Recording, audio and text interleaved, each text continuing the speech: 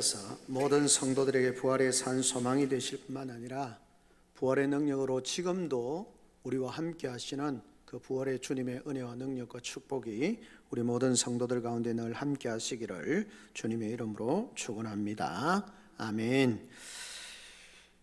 한국 교회는 교인이 1,000만 명이 되었는데도 사회에 대한 영향력은 점점 약해지고 심지어 교회가 사회의 비판의 대상이 되고 있다.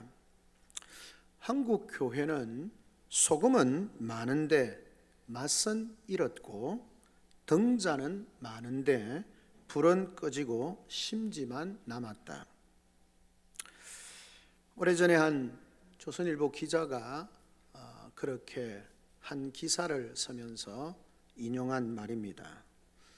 그것은 다름이 아니라 한국기독교총연합회 회장 이 취임식을 하면서 교계의 원로였던 정진경 목사님이라고 하는 분이 그렇게 설교 가운데 하신 말씀입니다. 1,000만 명이 넘어가지만 사회의 영향력은 점점 줄어들고 영향력이 줄어드는 정도가 아니라 사회로부터 그렇게 비판의 대상이 되고 있고 오래전인데 이미 교회는 1,000만이 아니라 훨씬 더 적은 수로 줄어들어 있고 여전히 교회는 세상에 비판이 대상이 되어 있는 현실. 그분이 말씀하신 것처럼 우후죽순처럼 교회가 온 대한민국을 덮고 있는 듯, 그래서 도심지든 어디 가면 붉은 십자가가 화려하게 비추지만 소금은 많은 것 같은데 맛은 잃어버린, 등자는 많은 것 같은데 불은 꺼져버리고 심지만 남아있는 그런 교회라고 하면서 안타까움으로 자신들의 삶을 교회가 새로워지기를 기대하는 그런 안타까운 마음으로 말씀 중에 하신 것 같습니다. 사랑하는 성도 여러분, 기독교는 누가 뭐라 할지라도 능력의 종교입니다. 힘의 종교입니다. 능력 없는 기독교는 무장 해제된 그런 군인처럼 무기력할 수밖에 없습니다. 아니, 힘이 없는 기독교는 더 이상 참 복음의 능력을 나타내지 못하며 주님이 말씀하신 것처럼 맛을 잃은 소금은 길거리에 밟힐 뿐이라고 말씀하시는 그 말씀이 우리의 뇌리를 강하게 충격하고 있습니다. 오늘은 죽음을 이기시고 부활하셔서 그 부활의 능력으로 오늘도 주님의 몸된 교회에 살아계심을 우리는 믿고 고백하고 그 부활의 주님의 능력이 우리 자신과 우리 가정과 교회 가운데 아름답게 역사해 주시기를 기대하고 감사함으로 예배하며 나아갑니다. 오늘 우리의 이 예배가 또 우리 부활주일을 맞이하면서 부활하신 주님을 바라보고 또 주님의 부활을 바라보는 우리의 시각이 하나님 앞에서 주님 앞에서 새롭게 되어지면서 정말 무기력하고 무능력한 교회가 아니라 죽음을 이기시고 부활하신 그 부활의 주님의 능력이 살아 역사하는 교회가 되어지기를 소망하면서 말씀을 함께 나누는 것입니다. 사실 이 편지, 서신이 되어지는 고린도 교회는 사실은 많은 것을 가진 교회였습니다. 각종 은사가 교회 안에 풍성했습니다. 또 좋은 가르침도 많이 받았습니다. 바울이나 아볼로나 같이 위대한 교사들이 직접 가르치는 그런 부분들이 있었음을 우리가 볼 수 있습니다. 그렇게 볼 때 고린도 교회는 참 많은 자원을 가지고 있는 그런 교회였다라고 볼 수 있습니다. 그러나 안타깝게도 그 안에는 능력이 없었습니다. 오히려 교회 안에는 문제가 훨씬 더 많았습니다. 분쟁과 다툼이 끊임없이 일어났습니다. 많은 은사와 많은 좋은 그런 재능들이 주 안에서 능력이 되지 못함으로 말미암아 오히려 교회를 어렵게 하는 그런 계기가 되는 것이죠. 심지어는 영적인 타락뿐만 아니라 육신적인 성적인 타락도 일어나게 되어집니다. 코린티안이라는 말은 음란하다라는 말로 해석이 되어집니다. 세상을 변화시키는 교회가 되어지도록 주님이 복음을 전하고 교회를 세우셨는데, 세상 문화에 끌려가는, 세상 문화에 잠식되어져가는 교회의 무기력한 모습을 보여주게 되어졌습니다. 그래서 사도 바울은 고린도 교회를 향하여서 편지를 쓰는 가운데 15장을 넘어가면서, 우리가 13장의 사랑에 대해서도 이야기를 하고 넘어가면서 15장에는 부활에 대해서 말씀을 하고 있습니다. 예수 그리스도의 부활에 대한 믿음이, 이 믿음만이 무기력한 교회를 살릴 수 있을 것이다 라고 그는 확신하였습니다. 그러므로 우리도 이 세대 속에서 교회가 영적 영향력을 가지고 정말 능력 있는 교회로 세워지기 위해서 우리가 이 그리스도의 부활에 대한 소망을 가질 수 있고 능력을 경험할 수 있게 되어지기를 바라는 것입니다. 오늘 본문에 보면 바울이 그렇게 이야기를 합니다. 15장 앞부분에서 바울은 그리스도 부활의 역사성에 대해서 이야기를 합니다. 역사성이라는 말은 예수 그리스도가 부활했다는 사실을 많은 사람들이 보았다는 겁니다. 심지어 어떻게 합니까? 마지막에는 만삭되지 못하여 난 자와 같은 내게도 예수 그리스도의 부활을 보여주셨고 그 부활을 목격하였다라고 그렇게 말합니다. 즉 허다한 정인들이 예수 그리스도의 부활을 두 눈으로 직접 목격하였다라고 그렇게 말하는 것입니다.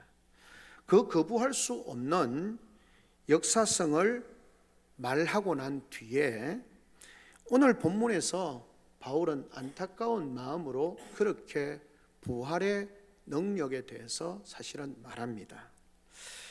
부활을 부인하는, 왜냐하면 그 고린도 교회에 부활을 부인하는 일부 성도들이 있었기 때문에 그렇습니다.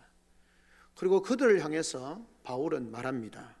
그리스도의 신앙에 있어서 부활이라고 하는 것, 그리스도의 부활이 얼마나 결정적이고 중요한 요인이 되는지 말씀을 하고 있는 것이죠. 더불어서 그리스도인들이 그 그리스도의 부활이 신자들의, 성도들의 삶에 미치는 강력한 영향력, 즉 능력에 대해서 말씀을 하고 있습니다. 그리스도께서 부활하셨다고 전파하였음에도 불구하고 일부 고린도 교인들이 죽은 자의 부활이 없다라고 그렇게 주장을 하게 되어졌던 것입니다. 고대 헬라나 로마 세계에서 몸의 부활은 상상할 수 없는 일이었습니다. 그래서 영지주의 계통에 있는 사람들이 그 부활을 억지로 끌어다 한 것이 뭡니까? 육신의 부활이 아니라 영의 부활, 영의 부활이라는 것도 모호하게 영적으로 좀 변화되어지는 그런 정도로만 생각을 하고 그것을 부활이라고 생각했던 것입니다. 그런 경우에서 고린도 교회에 이 성도들이, 일부 교인들이 부활이 없다라고 주장하는 사람, 그러니까 죽은 자의 몸의 부활이 있을 수 없다라고 그렇게 주장을 하는 것입니다. 바울은 분명히 그리스도의 육체의 부활에 대해서 말씀을 전하고 가르쳤음에도 불구하고 그것을 받아들이지 않는 것이었습니다. 그래서 바울은 몸의 부활을 부인하는 자들에 대하여서 이 몸의 부활의 당위성과 중요성에 대해서 말씀을 하고 있습니다. 그런데 사실 우리가 인간적으로 생각하면 주님의 부활에 대해서, 육체적인 부활에 대해서 받아들이기가 쉽지 않은 것이 사실입니다. 오늘 우리가 그렇다는 것이 아니고요, 오늘 새벽에 마가복음 16장의 말씀을 통해서 우리에게 보여주십니다. 뭐라고요? 예수님께서 이 새벽에 안식구 첫날 새벽에 여인들이 그 무덤으로 갔는데 거기 무덤 문이 열려 있고 한 청년을 통해서 예수님이 부활하셨다는 사실을 그들에게 증거하시고 그리고 갈릴리로 가서 제자들과 함께 만날 것이라고 말씀하셨습니다. 그 말은 제자들로 하여금 갈릴리로 가라는 것이죠. 그런데 어떻습니까? 이 여인들이 너무 놀랍고 정말 너무 충격적이어서 어떻게 해야 될지 몰라서 말을 전하지 못하고 있었습니다. 그때에 예수님께서 7 귀신 들렸다가 나음을 받았던 막달라 마리아에게 주님이 찾아오셨습니다. 그리고 다시 자신을 보여주십니다. 그리고 제자들에게 가서 슬픔과 고통과 울음, 절망 가운데 있는 이들에게 그리스도의 부활을 증거하라고 말씀하셨습니다. 그래서 막달라 마리아가 열심히 달려가서 제자들에게 예수님의 부활에 대해서 증거했습니다. 그런데 성경은 말합니다. 그들이 믿지 않았다고 말합니다. 주님이 얼마나 답답하셨을까요? 3년 반 동안이나 주님을 따라다니시면서 주님이 하나님 나라에 대해서 당신의 죽으심과 부활하심에 대해서 말씀하셨는데도 불구하고 제자들이 받아들이지 못하는 겁니다. 자기들의 생각에 사로잡혀서 주님의 부활을 받아들이지 못하는 거죠. 주님은 다시 시골로 내려가는, 누가복음 말씀과 접촉해서 해석을 하면 엠마오로 내려가는 두 제자에게 주님이 나타나셔서 부활하신 당신의 모습을 다시 말씀을 풀어주시면서 당신을 나타내 보이셨습니다. 이 제자들이 시골로 내려가던 발걸음을 돌려서 다시 예루살렘으로 가서 예수님이 부활하셨다는 사실을 증거합니다. 그런데도 불구하고 제자들이 믿지 않았다라고 그렇게 말씀합니다. 2번이나 반복해서 주님의 부활하심을 친히 보여주시고 그들로 하여금 증언하라고 하셨는데도 불구하고 제자들이 믿지 않는 겁니다. 왜요? 사실 그들 또한 죽은 자가 육체적으로 부활한다는 것을 받아들이는 것은 쉽지 않았거든요. 답답하셨던 주님이 어떻게 하십니까? 친히 그들 가운데 찾아오셨습니다. 복음서의 여러 가지 종합해 보면 찾아오셔서 당신의 아낀 손과 옆구리에 창이 찔리신 그것을 보여주시고 만져보라고 하시고 음식을 먹으시면서 자신의 부활에 대해서 부활한 자신의 모습을 보여주십니다. 그리고 말씀합니다. 믿음이 없음과 완고함에 대하여서 주님이 책망하시는 모습을 봅니다. 부활을 믿는다는 것은 사실 쉽지 않은 것은 분명합니다. 세상 사람들이 주님의 부활에 대해서 2000년 전에 돌아가신 주님의 죽으시고 부활하신 주님에 대해서 믿음을 받아들이는 것은 쉽지 않는 것이고 그냥 그것을 받아들일 수 있는 것은 하나님의 은혜입니다. 그런데 바울이 그런 상황 속에서 고린도 교회 성도들이 자신들이 주님의 부활에 대해서 믿음을 가지고 있지 않으면서도 내가 그리스도인이라고 말하면서 교회의 구성원으로 살고 있으면서 내가 그리스도인이라고 말은 하지만 정작 중요한 그리스도의 부활에 대해서 믿지 않는 것이죠. 그런데 그 단순히 부활을 믿지 않는다는 것이 아니라 그 부활을 믿지 않는다는 것이 얼마나 심각한 문제인가라고 하는 것을 바울이 설명을 하고 있습니다. 첫 번째 바울이 이야기를 합니다. 만일 죽은 자의 부활이 없다면 당연히 그리스도의 부활은 없다는 것입니다. 죽은 자의 부활이 없다면 예수 그리스도도 죽은 자이셨기 때문에 부활이 없다라는 것입니다. 예수 그리스도의 부활이 없으면 어떤 문제가 발생하는지 바울이 설명을 하고 있습니다. 14절부터 15절에 바울은 그리스도의 부활이 없을 경우에 우리가 일어날 수 있는 중요한 우리의 신앙과 삶에 있어서 중요한 문제를 3가지로 이야기를 합니다. 첫째가 뭐냐 하면 먼저 자신이 전파한 내용이 헛것 허망한 것이 되어진다라고 그렇게 말하고 있습니다. 그럼 바울이 전한 복음의 내용이 자기가 전한 것이 뭡니까?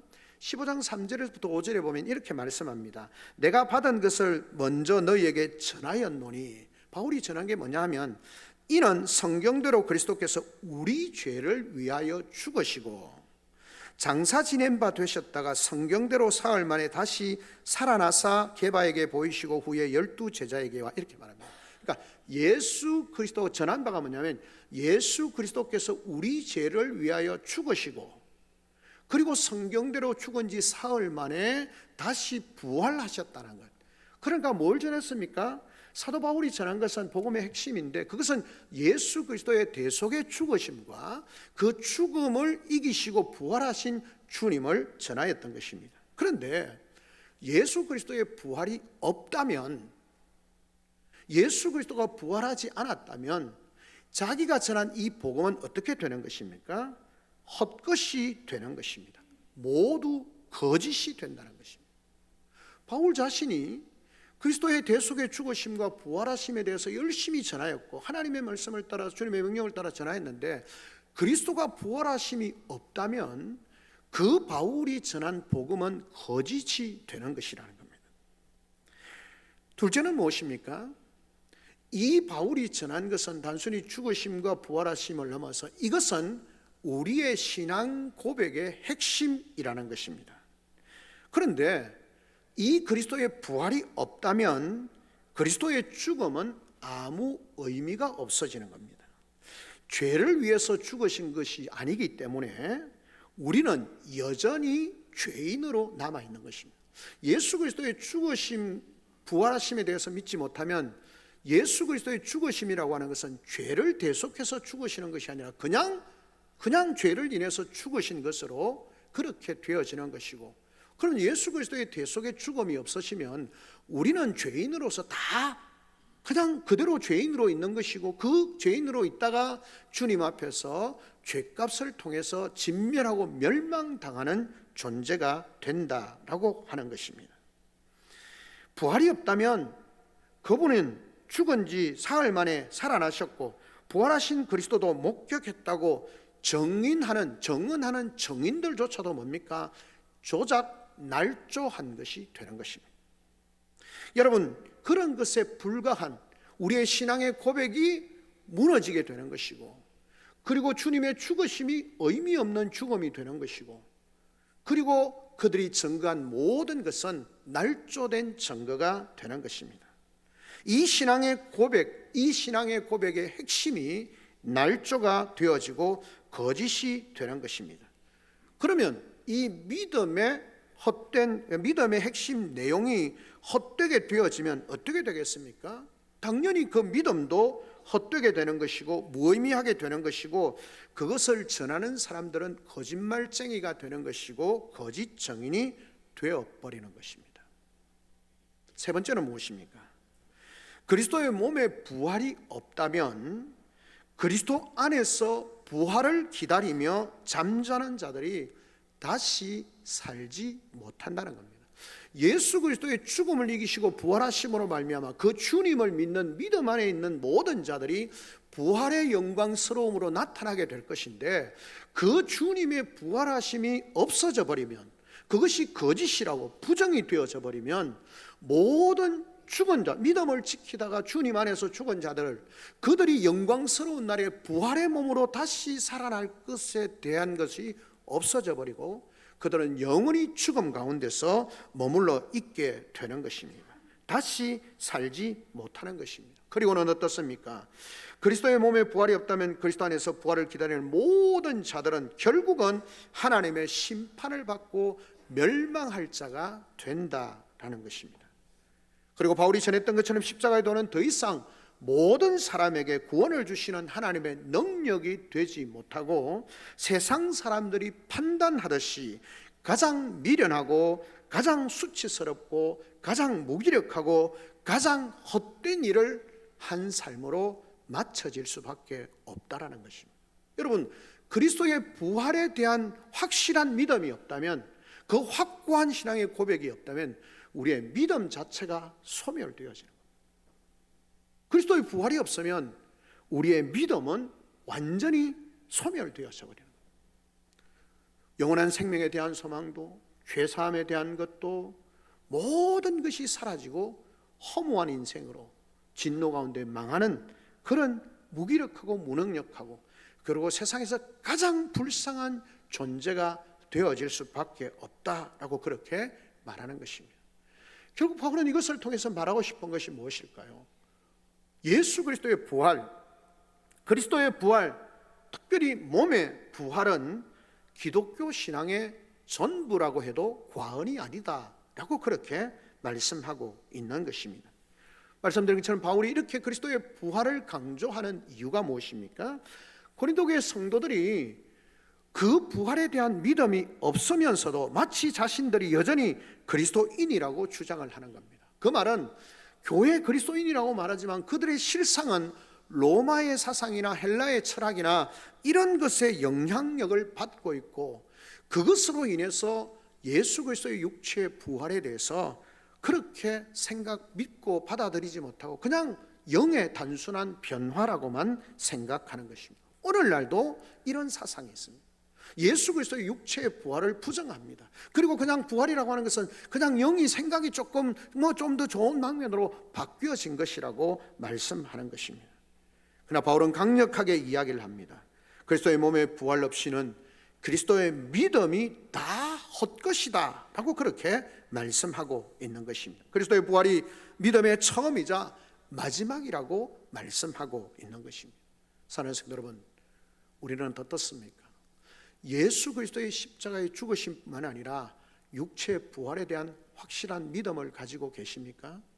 그 확실한 믿음이 있어야 우리의 신앙이 바르게 견고하게 세워질 수 있다는 것입니다. 어쩌면 바울의 입장에서는 그렇습니다. 그 부활에 대한 확실한 믿음이 없기 때문에 그 고린도 교회가 자기의 세상 어떤 가치 기준과 세상의 방식을 따라서 그렇게 살아가면서 하나님 앞에서 두렵지 않는 삶, 영광스러운 날에 다시 영광스러운 부활의 몸으로 그 새롭게 되어질 것에 대한 소망이 없으니까 오늘 내 속에 그냥 그렇게 살아가는 삶으로 나타나게 되는 것입니다. 여러분, 부활에 대한 믿음이 확실치 않으면 일어나는 부작용이 뭐냐면 세속화입니다. 교회가 부활의 신앙과 그 부활의 신앙으로 말미암는 삶이 점점 약해지면 드러나는 것이 뭐냐면 교회의 세속화입니다. 무슨 말입니까? 영광스러운 부활의 날에 그 모든 것이 하나님 앞에 드러날 것에 대한 것이 없다면 그냥 나는 이미 죄악에서 구원받았고 이제는 내가 이 땅에서 잘 먹고 잘 살고 좀 편안하고 좀 더 안전하고 좀 더 내가 이 땅에서 행복한 삶에 집중할 수밖에 없는 것입니다. 그러다 보면 교회는 하나님의 뜻보다는 이 세상 가운데서 내가 좀 더 평안하게 살고 내가 좀 더 안전하게 살고 내가 좀 더 유익하게 사는 삶에 집중되어질 수밖에 없다라는 것입니다. 그래서 바울은 이야기하는 거예요. 그리스도의 십자가의 죽으심뿐만 아니라 예수 그리스도의 육체의 부활은 분명한 것이고 그 믿음이 확실해야 그 주님의 부활에서 우리의 부활을 생각하게 되는 것이고 소망하게 되는 것이고 그 소망이 이루어질 때, 확실하게 믿음이 세워질 때 우리의 과거에 대한 삶의 해석이 달라지고 미래에 대한 소망이 분명히 잡히기 때문에 오늘 내가 살아가는 삶의 현실의 삶의 방식이 달라진다라고 그렇게 말씀하고 있는 것입니다. 바울은 이야기를 합니다. 그리스도의 부활이 우리의 믿음의 기초가 되어질 뿐만 아니라 우리의 소망의 근거가 되어지는 것이고 그 소망의 근거가 되어짐으로 말미암아 우리의 현재 삶이 달라진다라는 것입니다. 바울에게 있어서 그리스도의 부활이 없는 삶은 상상할 수가 없습니다. 그래서 19절에 말합니다. 만일 그리스도 안에서 우리가 바라는 것이 다만 이 세상의 삶뿐이면 모든 사람 가운데 우리가 더욱 불쌍한 자이리라. 만약에 우리가 부활에 대한 소망이 없고 이 땅의 삶 그것만 바라본다면, 그리스도 안에서 이 땅의 삶만 중요하게 생각한다면 우리가 모든 사람 가운데 가장 불쌍한 사람이다 라고 그렇게 말씀합니다. 바울이 그렇게 고백하는 거예요. 왜 그렇게 고백합니까? 바울이 빌립보서 3장 10절에 보면 이렇게 말합니다. 내가 그리스도의 부활의 권능과 그 고난의 참여함을 알고자 그의 죽으심을 본받아서 어떻게 해서든지 죽은 자 가운데서 부활에 이르려 하노니 라고 그렇게 빌립보서 3장 10절은 말합니다. 무슨 말입니까? 바울이 이렇게 말합니다. 자신은 부활의 권능에 참여하려고, 즉 그리스도 죽은 자 가운데서 죽은 자 가운데서 다시 부활하는 삶에 이르려고, 그 다음에 뭡니까? 자신이 그리스도의 죽으심과 고난을 본받는 삶을 살았다라고 그렇게 고백하는 것입니다. 부활의 권능에 참여하고 죽은 자 가운데서 부활에 이르려고 그리스도의 고난과 죽으심과 그 모든 것을 본받는 삶을 살았다는 거예요. 바울은 자신의 인생을 뭐라고 정리합니까? 예수 그리스도를 부활하신 주님을 만나고 난 뒤에 자기의 모든 인생을 그리스도의 고난과 그리스도의 죽음을 본받는 삶이라고 말하는 겁니다. 여러분, 바울이 그리스도를 만나기 전에 자신의 삶을 어떻게 이야기합니까? 그는 그렇게 말하는 것입니다. 빌립보 3장에 말합니다. 나는 8일 만에 할례를 받고 이스라엘 족속의 베냐민 지파요, 히브리인 중에 히브리인이요, 율법으로는 바리새인으로, 열심으로는 교회를 핍박하고 박해하고, 율법의 의로는 흠이 없는 자다. 갈라디아서 이렇게 말합니다. 내가 내 동족 중 여러 영갑자보다 유대교를 지나치게 믿어 내 조상의 전통에 대해 더욱 열심이었으나, 그렇게 말해요. 그러니까 바울이 부활하신 예수 그리스도를 만나기 전에는 어떻습니까? 그 유대 사회 속에서 정말 장래가 촉망되는 그런 사람이었습니다. 정말 탁월한 사람이었고 인정받는 사람이었고 모두가 우러러보는 사람이었다고 해도 과언이 아닐 정도였습니다. 그런데 그런 바울이 어떻게 했습니까? 예수 그리스도의 고난과 죽음을 본받는 삶, 그가 고백하는 것처럼 40의 감한 매를 맞고 돌벨매를 맞아서 3번의 죽음을 위험을 당하고 사람들의 위협, 강도의 위협, 죽음의 위협, 온갖 위험을 당하는 것이죠. 왜 그렇게 살았냐? 사람들이 볼 때 바울 저거 미친 거 아니야? 그 이전에 정상적으로 너무나 영광스럽고 아름답게 살던 정말 축복된 삶을 사는 것 같았는데 어느 날 갑자기 변화되어져서 저기 완전히 그냥 정신 나간 사람처럼 그렇게 살아가는 것 같아요. 그 바울이 말하는 게 뭡니까? 만약에 그리스도의 부활이 없다면 세상 사람들 중에 내가 가장 비참한 사람이다. 그리스도의 복음이, 부활의 영광스러운 복음이 없으면 내 삶이 가장 비참하다는 거예요. 근데 바울이 내가 그런 삶 아니다. 나는 행복한 삶이고 나는 기쁜 삶이고 나는 축복된 삶이고 나는 능력 있는 삶이다 라고 말할 수 있는 근거가 뭐냐? 바로 그리스도의 부활의 능력을 내가 갖는 것이고 죽은 자 가운데서 부활에 이르기 위해서 내가 기쁜 마음으로 그 주님의 고난, 주님의 죽으심에 동참하는 자가 되어졌다라고 그렇게 말하는 것입니다. 즉 바울은 다메섹 도상에서 부활하신 예수 그리스도를 만남으로 말미암아 그의 모든 삶이 180도 전격적으로 변하게 되어졌다라고 그렇게 말씀합니다. 그리고 그는 그 이전에 중요하고 값어치 있다고 생각했던 모든 것들을 어떻게 합니까? 백해 무익한 배설물로 여긴다라고 말씀하고 있는 것입니다. 그는 오직 그리스도의 고난과 죽으심을 본받아 사는 것만이 그가 추구해온 삶이다라고 고백하는 것입니다. 부활이 없다면 가장 비참한 생애이지만 부활에 대한 확신이 있게 부활이 있다고 믿기 때문에 그 삶이 가능하였던 것이고 부활이 있기 때문에 그렇게 살아야만 했던 삶이라고 고백을 하고 있는 것입니다.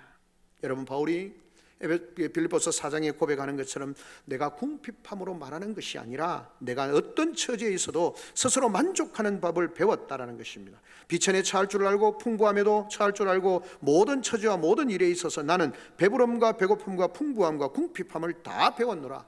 내게 능력 주시는 자 안에서 주시는 그리스도를 통하여 내가 모든 것을 할 수 있느니라. 부활하신 주님, 죽음을 이기시고 부활하신 그 주님이 부활하심으로 말미암아 나도 마지막 날에 그 주님 앞에서 부활의 삶으로 회복되어질 것이고 그 부활된 그 삶의 자리에서 하나님의 영광과 능력과 축복을 받을 것에 대한 확신이 있기 때문에 오늘 내가 살아가는 삶의 현장에서 내가 어떤 고난과 아픔과 괴로움과 힘듦이 있다 할지라도 그 부활의 권능으로 말미암아 넉넉히 이기는 능력이 내 속에 있다라고 고백하는 것입니다. 다름이 아니라 그 부활의 능력이 자신의 삶을 그런 세상의 억압에도 세상의 핍박에도 세상의 유혹에도 세상의 어떤 것에도 마음을 빼앗기지 않고 하나님을 경외하며 하나님의 뜻을 쫓아서 풍부한 삶이든지 가난한 삶이든지 고통의 삶이든지 괴로운 삶이든지 모든 삶 가운데서 넉넉히 이기는 삶을 살 수 있었다라고 그렇게 고백을 하고 있는 것입니다. 그것이 부활의 주님 예수 그리스도의 부활이 주는 능력이라고 바울이 고백을 하고 있는 것입니다. 우리는 이 부활절을 지나면서 주님의 부활을 기뻐하고 감사하고 영광을 돌려드려야 합니다. 감사해야 되죠. 근데 단순히 그것으로 끝나는 삶이 되어서는 안 된다라고 하는 사실을 우리가 기억해야 하는 것입니다. 부활에 대한 능력, 부활에 대한 소망이 있기 때문에 우리가 살아가는 모든 삶의 현장에서 우리는 넉넉히 이기는 자의 삶을 살아야 한다라고 하는 사실을 우리가 기억해야 하는 것입니다. 우리의 삶은 부활의 능력으로 살아가는 자이기 때문에 그렇습니다. 사랑하는 성도 여러분, 저는 사도 바울의 고백이 저와 여러분의 고백이 되어지기를 바랍니다.